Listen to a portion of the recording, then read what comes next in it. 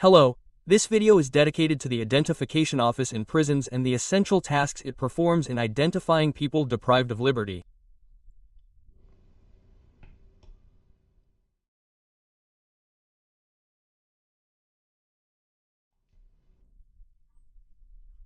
We are talking about the Identification Office as one of the specialized administrative offices or departments that exist in prisons. We define the Identification Office as the place where the identification of people deprived of liberty is formalized, whether photographic, fingerprinted, or any other type. In typical prisons, this office is usually located on the ground floor of the admissions module through which people enter or leave the prison. Normally, as I say, in recently built prisons, its functions are not specifically included in the current prison regulations. In fact, we must refer to the previous prison regulations, those of 1981, and in particular to Article 340, to see its detailed functions. But let us remember that this provision only remains in force with the rank of resolution of the management center. Many of the tasks detailed in this article are no longer applicable because they are understood to have been completely superseded by current technologies and new working methods. In any case, since this is the only provision, the only mention we have of the operation of the Identification Office, I will quickly list them briefly, although without dwelling too much on each of them, as I say. This article first included the impression of swiping the right thumb upon entering and leaving the file. And as we will see today, this is not done like this today, but rather through the so-called SIA. It also included the impression of fingerprints during transport or transfers to other penitentiaries. Likewise, this provision also included the issuance of expert reports on identification to courts or other authorities that request them, or the fingerprint record of all admissions, printing the fingerprints and stamping the diloscopic form. Today, as I say, this is also done, but through the SIA, not manually. Likewise, it also included the creation of fingerprint cards, the so-called fingerprint identification cards, which have now fallen completely into disuse because this is done through a computer program. It also includes the submission of fingerprint records to the management center, which again would not be applied as such today because everything is computerized. And also other functions such as filing and taking photographs and subsequent filing of photographs of inmates. Well, this is still done today, although using digital cameras, but taking photographs of inmates is still one of the functions of the Identification Office today. And finally, I would like to mention this Article 340 of the old prison regulations, which also includes the submission of related documents that are necessary to the management center.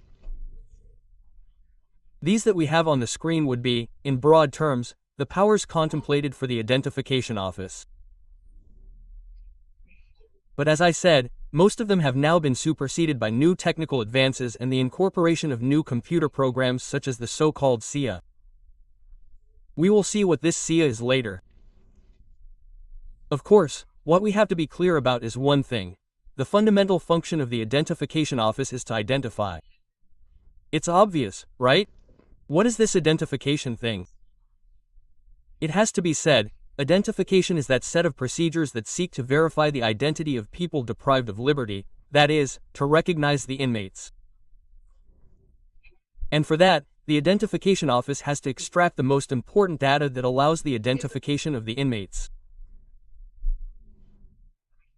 Now we will see what they are, because the office, the Identification Office, is in charge of these elements, as well as issuing what is called the Internal Identification Document.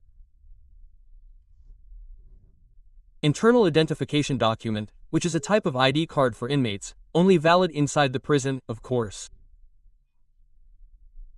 The Internal Identification Document, sometimes abbreviated as D&I, is a card that includes very important data for identifying inmates within the penitentiary, for example, during their internal movements, and which includes data such as their name, surname, their identification number or NIS, their photograph, and also a fingerprint, which is the impression of their right thumb.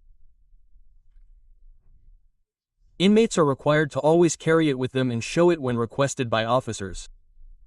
As I say, it is similar, although different, to the DNI for people who are outside. But anyway, what data does the Identification Office collect? And what data, ultimately, will be useful to the prison administration because it allows them to recognize and identify people deprived of liberty. On the screen we can see the fundamental types of data. We are only going to make a brief reference to each of them. First, we will start with anthropometric data, which essentially refers to the proportions and measurements of the human body, recording body measurements, the marks specific to each individual, the marks that allow us to distinguish one individual from another, for example, scars, tattoos, birthmarks, amputations of limbs or other data such as height, eye color, skin color or hair color, or others that may occur. Also photographic data. Photographic data refers to the photograph of each inmate, as is the case with the photograph found on the ID card or passport. The Identification Office must obtain an image of at least the head and the face from the front of the person, although photographs of other peculiar marks on the body, such as tattoos or scars that can be used for identification, are also included. Alphabetic data is also included. This data is very simple. It is basically the person's first and last name, as they appear in official records or on the ID card, which also usually includes the nicknames or nicknames by which the person is known.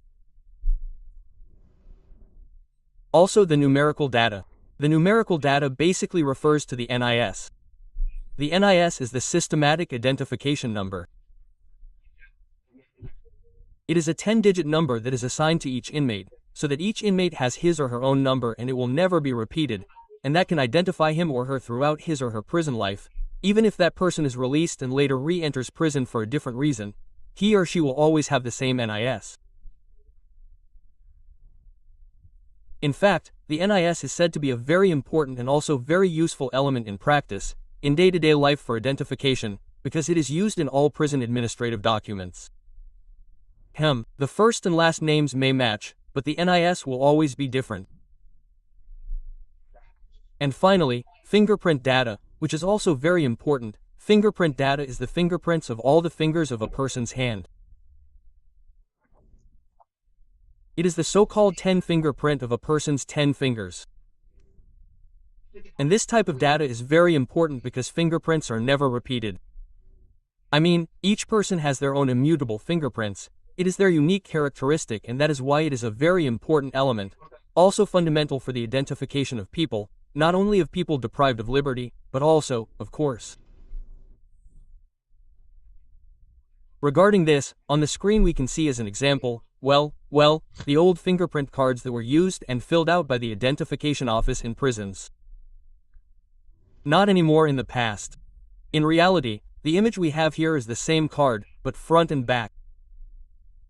On one side would be the fingerprints of all the fingers and the dactyloscope formula, and on the other side we would have the particular signs and other anthropometric, alphabetical and affiliation data. Obviously, these types of cards are no longer used. But let's see. Now look at the modern version. This would be the modern version. A modern version of the cards we just saw before that were filled out by hand, but these are no longer filled out by hand, but rather through the computer system. On the left we would have the fingerprint card with the record of the fingerprints corresponding to the 10 fingers of a person's hands. And, on the right, here next to me, we would have the so-called affiliation sheet, which is prepared when a person is admitted and where the identifying data of that person deprived of liberty are reflected. Alphabetical, numerical, photographic data, all the ones we have mentioned, anthropometric, dactyloscopic and other types, even other added data. Well, as I said, these documents are no longer prepared manually in handwritten form, but are generated by the computer program, which is the one corresponding to the SIA. And I have spoken about the SIA several times. So now it is time to end this video by talking about the SIA. What is the SIA? The SIA is the so-called automated identification system.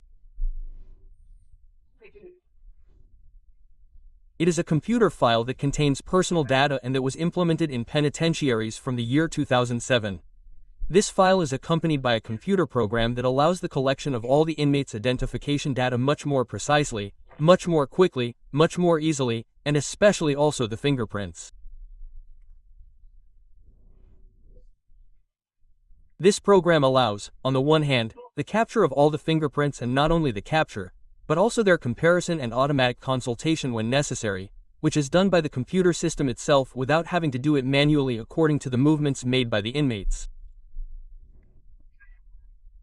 But in reality, the SIA does not only collect fingerprints, although this is one of its fundamental elements, but it also collects photographic data, numerical, alphabetical, and other types of identification data of people deprived of liberty. And what is all this data collected for? Well, what is it going to be for? To identify people deprived of liberty in all types of procedures and in transfers from penitentiary centers or even in movements within the penitentiary itself. As we can see on the screen here, we see some examples where the use of the SIA is essential, for example, in admissions from release.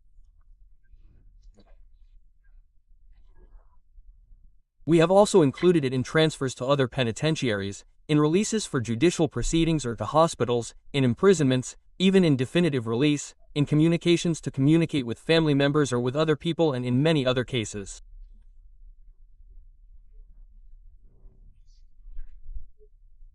Thanks to this system, which is also connected to a series of fingerprint readers, we can know that the inmate is who they say they are and avoid making any mistakes when transferring an inmate or, for example, when proceeding with their release and ensuring that they are the inmate we want to carry out the procedure with or the one we want to release, for example.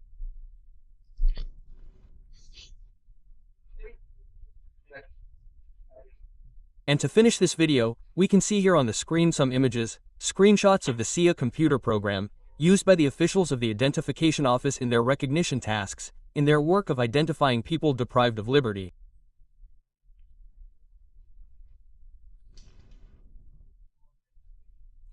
As I just said, in this program, the SIA is used together with other devices, such as fingerprint readers, which are electronic devices, like the one we see in the image, for capturing and reproducing fingerprints, because, fortunately, today it is no longer necessary to put ink on people's fingers and copy their fingerprints onto paper cards, as was done before the SIA came into operation. Now everything is much cleaner, and all that is needed is to use these readers connected to the computer system. With that, we conclude this video on the essential functions of the Identification Office in prisons. Thank you.